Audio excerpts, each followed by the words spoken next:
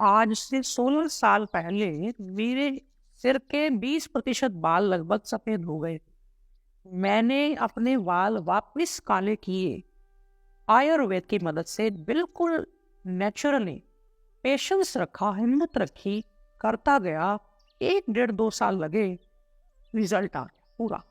आज मेरे बाल आप देखेंगे तो एक सफेद मिलेगा पूरे के पूरे सिर में से या दाढ़ी में से, कहीं भी इससे ज्यादा नहीं मिल पाएगा। कैसे हुआ ये? दरअसल मैं अपनी डाइट पे काम नहीं करता था। भूखे रहना, सेवा करते रहना, काम करते रहना, मिल जाए तो खा लिया, नहीं मिला तो नहीं खाया। उससे बहुत कमजोरी आई, बहुत डैमेज हुआ शरीर में। बहुत सालों तक ऐसा चला, तब जाकर बाल सफेद हुए। बच्चे खाते नहीं है, ना गाजर खाएंगे, ना सब्जियां अलग कर देंगे, दूध वाली चीज नहीं खानी है उनको। उनको आंवला रख दो तो नहीं खाएंगे, बस खाएंगे तो वो बाहर का खा लेंगे, स्पाइसी खा लेंगे, फ्राइड खा लेंगे, जंक खा लेंगे। इससे बाल सफेद होने ही है, क्योंकि न्यूट्रिशन के नाम पर कुछ नहीं गया शरीर में। ऐसे ही मेरे साथ हुआ। मैंने तो खाया ही नहीं, बहुत कम।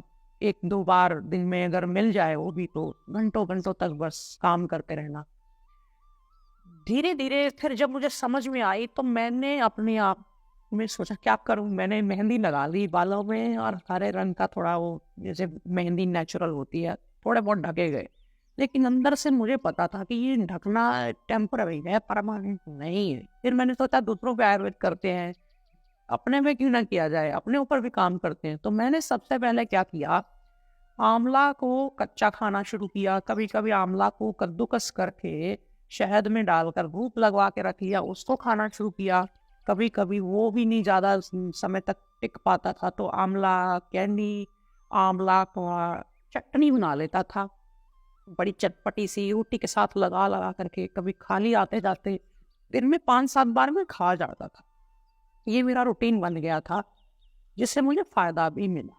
मैंने सोचा नहीं कभी कि कितना फायदा रोज हो रहा है, बस मैं करता गया। मेरे को शौक था कि भाई अच्छी चीज है, ये कोई नुकसान थोड़ी है। तो मैं पच भी रही थी, या तो वो कोई उस ज्यादा लेने से, या कोई 2 4 बार ज्यादा ले लिया तो कोई नुकसान किया, नहीं। आज मैं अच्छा हो रहा था तो मैं लेता गया। अगला स्टेप जो मैंने किया, वो मैंने किया कि आंवला का तेल बनाया खुद, और प्योर बनाया एकदम। उसमें कोई रंग नहीं, कोई खुशबू नहीं।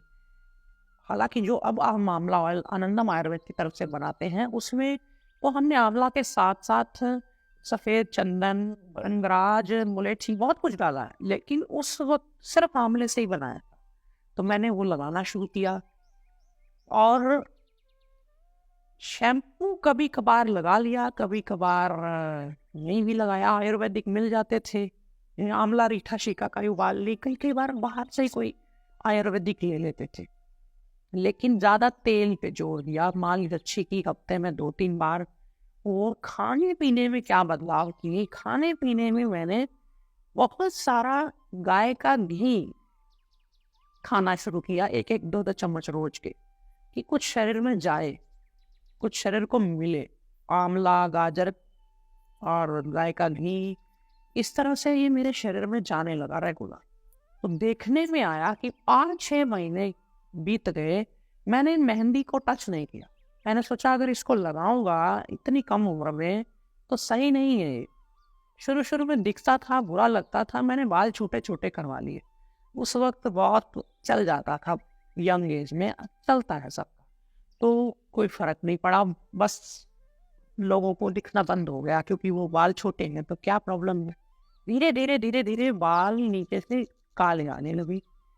3 4 5 महीने बीते तो आगे सफेद रह जाते थे। जब वो बड़े होते थे कटवाने, तो झड़ करके गिरने झोली में, तो पता चल रहा कि नीचे से काले हैं, ऊपर सफेद वाले कसके। बड़ा अच्छा लगना, लेकिन समय लगा, पर हुआ। साथ साथ मैं क्या करता था कि कभी कभी रात को तेल मालिश नहीं कर पाए तो सुबह के समय दही ले लेनी, ½ कटोरी। उसमें 1 2 चम्मच हमने बादाम रोगन डाल देना। कई बार बादाम रोगन के पैसे ना होने या नहीं होना, तो सादा तिल का तेल डाल देना, 2 3 चम्मच। और उसी में ही 1 2 3 चम्मच हमने एलोवेरा का ताजा गुद्दा निकाल करके कुरेद कर डाल देना, क्योंकि जो जेल मार्केट में आती है उसमें तो बहुत सारा सेल्यूलोज और ये सब चीजें बड़ी होती हैं। एलोवेरा तो नीचे बहुत कम होता है, तो एलोवेरा डायरेक्ट लेकर के उसमें डालना, काट करके, छील कर, कुरेंद करके, वो लेसदार सा, उसमें वो 3 चीजें ये हो गई। चौथे नंबर पे कभी कभी उसमें शहद डाल देना, 1 आधा चम्मच 2 चम्मच। ये चारों चीजों को मिक्स करना अच्छी तरह से, ये बन जाता था एक घोल, इमल्शन। उसको सिर में अच्छी तरह मालिश कर ले, जड़ों में, तो रूसी चली जानी, खत्म हो जानी।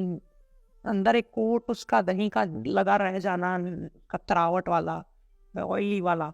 और बालों पे भी एक तरह से वो एक नेचुरल कंडीशनर का काम कर जाता था। आधा पौना घंटा 1 घंटा लगा रहता था, बाल बांध लिए, धूप में बैठ जाना, थोड़ा आंवला खाना, थोड़ा फल फल खाना, थोड़ा भृंगराज का भी मैंने यूज किया उन दिनों में। भृंगराज का आसम मिल जाता है, भृंगराज आसम बड़ा अच्छा होता है। खाने के बाद सुबह शाम 4-4 चम्मच बराबर पानी मिला के, उसमें प्रोबायोटिक बड़ा होता है, हाजमे को भी तेज करता है, तो वो पी लेना। कभी कभी वो लिक्विड चीज कई बार लोगों को खट्टा नहीं पसंद होता, तो आप भृंगराज का चूर्ण भी आता है, वो भी आप पानी से रात को ले सकते हैं। 1 चम्मच भृंगराज का चूर्ण भी खाली लेते रहे, एक बार ही बहुत है रात को।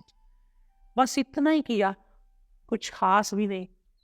बस इस चीज को दिमाग से निकाल दिया कि कब होगा, कितनी देर में होगा, हुआ कि नहीं होगा तो मैं छोड़ दूं। फिर छोड़ना नहीं है ना, फिर इसी रूटीन में रहना है कि अब हमें तेल भी आयुर्वेदिक लगाना है, अब हमें ये नेचुरल कंडीशनर लगाना है, ये दही वाला जो बताया, दूसरा नहीं लगाना है। अब हमें शैम्पू आयुर्वेदिक मैंने बहुत सारे देखे पड़े जिसमें मेरे को कम से कम केमिकल लगे, यानी लगा कि इसमें ज़्यादा उन्होंने हार्मफुल केमिकल नहीं डाले हैं, नॉर्मल जो प्रिजर्वेटिव जरूरी है वो भी डाले हैं। तो मैंने वो फिर यूज़ करने शुरू कर दिए। और कभी कभी तो हम खुद ही आंवला, रीठा, शिकाकाई उबाल लेते थे पानी में, लोहे के बर्तन में रात को भिगो के, तो वही उसी से सिर धो लेना। इतना किया तो आप यकीन मानिए आज मेरे सारे बाल काले हैं, मैं कहीं भी कोई देख सकता है। हालांकि बालों को और घना और मोटा करने का वो काम कर रहा हूँ, वो होगा बादाम रोगन को दूध में डालकर पीने से रात को। और वही बादाम रोगन को दूध में पी लिया 1 चम्मच सर्दी के दिनों में, और गाजर का सेवन बढ़ा दिया, तो आप देखेंगे 2 मुहे बाल भी चले जाएंगे और बाल भी घने और मोटे हो जाएंगे। बस इतना ही करना होता है, लॉन्ग टर्म में चला जाता है इसमें। एक दिन में बच्चा पैदा होता है तो उसके देखेंगे तो बाल ही नहीं होते, कंजा होता पूरा, कईयों के तो आते ही नहीं है, फिर धीरे धीरे बढ़ते। लेकिन आपको ध्यान ये रखना है, जो जरूरी बात मैं कहने वाला था, कि जिनको गंजापन हो गया है, जैसे यहाँ से बिल्कुल चले गए, यहाँ से चले गए, जहाँ पहले हुआ करते थे बाल, वहां पे जब तेल मालिश करे रात को, तो काली मिर्च पीस करके 1 चुटकी 2 चुटकी उस जगह पे तेल के साथ रगड़ दें। किसी के सेंटर में से चले गए हैं, किसी के पर्टिकुलर एरिया से चले गए, काली मिर्च, बाकी इस जगह पे नॉर्मल तेल, लेकिन उस जगह पे काली मिर्च वाला तेल। तो आप देखेंगे कि वहां पे जब 2-4 मिनट इस तरह की काली मिर्च युक्त तेल से मालिश होगी, काली मिर्च वाला उबाल के तेल नहीं, काली मिर्च की पाउडर को रगड़ना है वहाँ, तो वो रगड़न से, जैसे जुबान पे काली मिर्च लगा दो कभी तो जीभ फड़फड़ाती है उसकी तीखेपन से, तो वो पानी टपकता है ना जीभ से। इसी तरह जब आप यहाँ तेल के साथ काली मिर्च रगड़ते हैं तो वहाँ की स्किन पे थोड़ा रिएक्शन जो होता है उसकी मिर्ची का गरम गरम तीखापन वाला, वो जो रोम सुराख बंद हो गए हैं उनको खोलता है। धीरे धीरे फिर 1-2 महीने लगते हैं उस पर रेगुलर मालिश करने से, हफ्ते में 2-3 बार 4 बार, तो वो खुलते हैं पोर, और फिर एक बूर सी बालों की निकलती है। फिर हो सकता है साल लग जाए, लेकिन वहां भी बाल वापस आ जाते हैं। तो कहीं और भी लग जाए काली मिर्च वाला वो तेल तो कोई फर्क नहीं, सुबह धो लिया जाता है। रात को सिर में तेल लगा के सुबह धोने। कई लोग कहते हैं नहीं रात भर तेल लगा नहीं रहना चाहिए, भाई कुछ नहीं होता, तकिए में आप कपड़ा बिछा लो, आराम से सोवो बांध करके बालों को। तेल में खुशबू और केमिकल ना हो, बस रंग ना डालने हो, ना आर्टिफिशियल।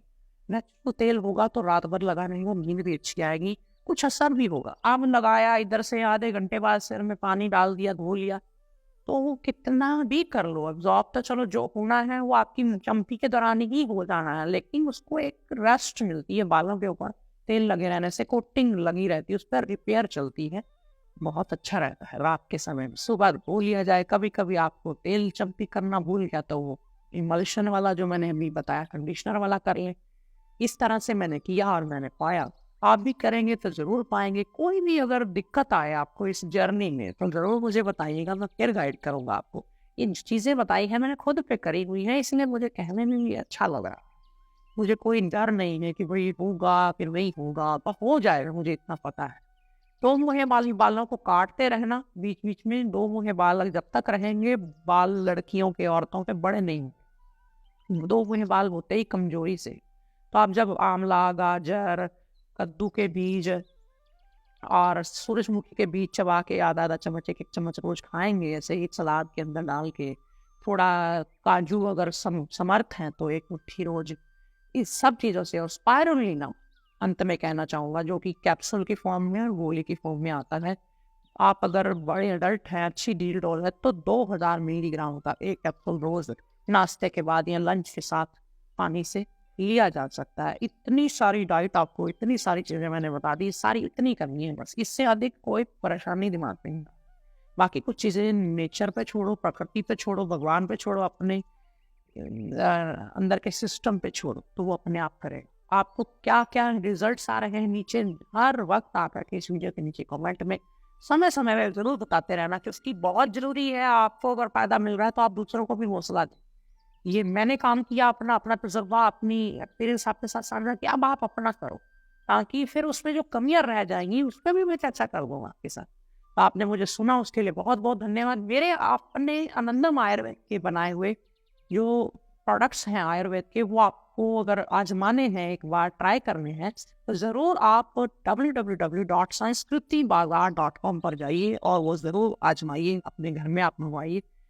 आपको पता चलेगा कि आयुर्वेद की जो डीप जा कर के जब हम काम करते हैं, तो कितनी क्वालिटी के प्रोडक्ट्स निकल सकते हैं, बनाए जा सकते हैं, आपको महसूस होगा। तो आपने मुझे सुना, फिर से धन्यवाद। फिर मिलेंगे नई वीडियो में, नई जानकारी के साथ। तब तक के लिए अपना ध्यान रखें। नमस्कार।